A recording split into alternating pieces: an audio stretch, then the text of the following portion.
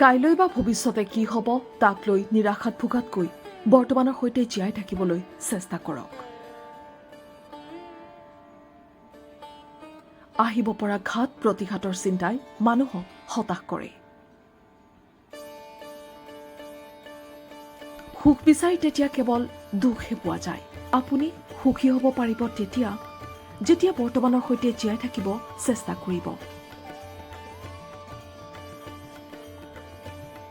যি আজিৰ মুহূৰ্ত বা সময় উপভোগ কৰিব পাৰিছে সিয়েই সুখী হ'ব পাৰিছে।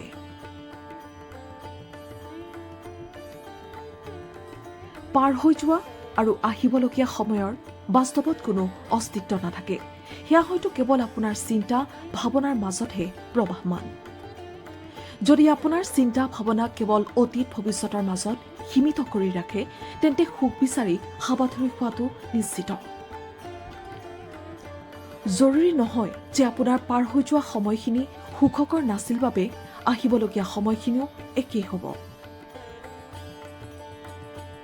গতিকে অজানা ভৱিষ্যতৰ চিন্তাত আজিৰ সময়খিনি জীয়াবলৈ এৰি নিদিব। জীৱনত যদি সুখী হৈ থাকিব বিচাৰে তেন্তে আজিৰ এই মুহূৰ্তৰ সৈতে জীয়াই থাকিব আৰম্ভ কৰক।